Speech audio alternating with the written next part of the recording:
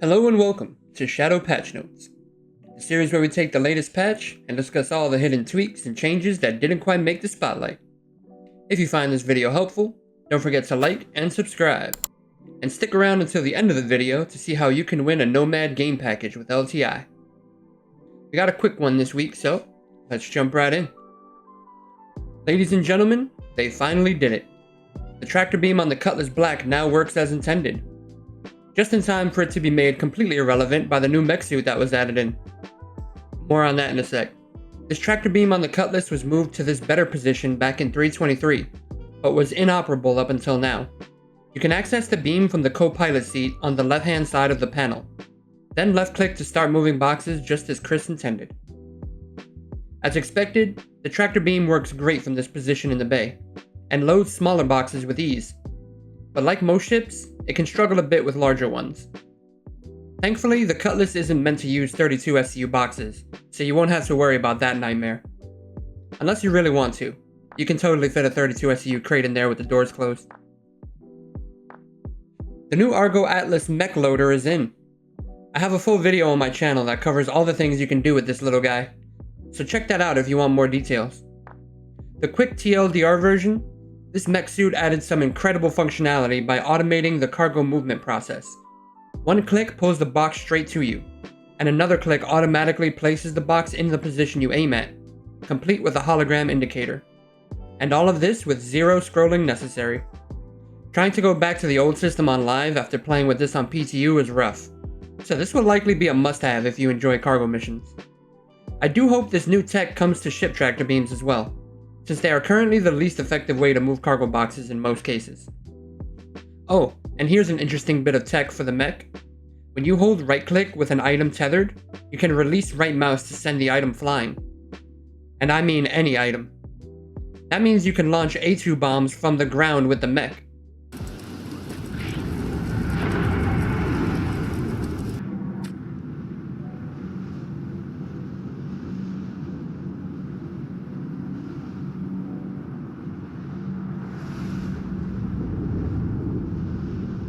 Reminds me of the Fat Man launcher from the Fallout series.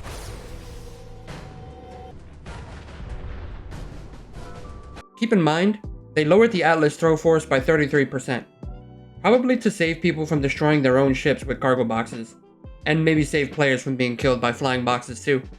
In any case, this thing could be interesting if used for Jumptown, which once again had a price change introduced. As of the most recent event in 3.24 live this past week, the sell price has jumped back up to a comfortable 18.75k a box. The reason for this became pretty clear to me right away though, as you now have to manually unload all of the JT cargo onto the freight elevator before you can sell it. This obviously added a bit of a time sink and probably warrants the price increase. And yes, the maze boxes snap to the grid now too. Now let's address something that has caused a bit of confusion in the community. In my last video, I stated that ships purchased in-game do not affect your hangar size.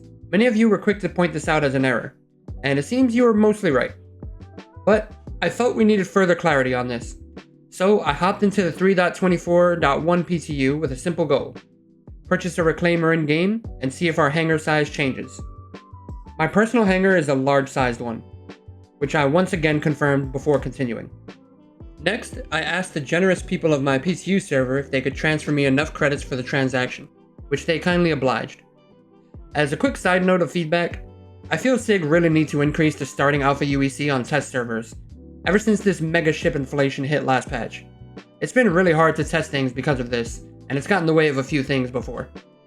Anyway, back to this experiment. I then headed to New Deal with my generous donations and purchased the reclaimer, since the movie Alien seems to be pretty relevant for this patch. Get away from her, you. Back on the lobby elevator, I noticed I still only had a large hangar.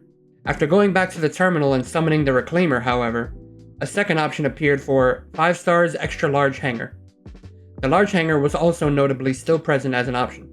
So as a final test to confirm the size of my personal hangar, I relogged into a new server and ran straight to the lobby elevator to confirm that my personal hangar had indeed remained a large. Now as for those of you who have an extra large hangar on live, it appears that the patch gave us a hangar based on what was already owned in-game at the time. Any larger purchases made after the fact will not change what you were assigned though. This will likely be the case until the next patch, or maybe even the next time they wipe ships. Who knows? Just wanted to clarify this one point for you guys. And remember, I typically publish these videos at the same time that the patch drops, and things are likely to change, even up to the moment of release. So always check the edit section in the description, as I will immediately add any corrections or additions that come up from your feedback. Keep it coming, guys. The item banks no longer put your camera into the wall when interacting with them. This is one piece of jank I definitely won't miss. Also, on the topic of quality of life, the ASOP terminals got one of the greatest changes in SC history. After delivering a ship, the ASOP terminal will now save your place in the menu, so you don't have to scroll all the way down through and find your ship in the list again. It seems like saving your scroll wheel finger is a running theme this update. As you may have noticed from in-game or the outrage online, the skybox is now kinda green.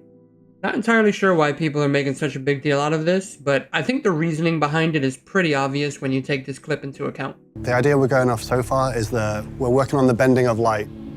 You'll see impressions of the exterior, the location you've just come from, and also hints of the way you're going to.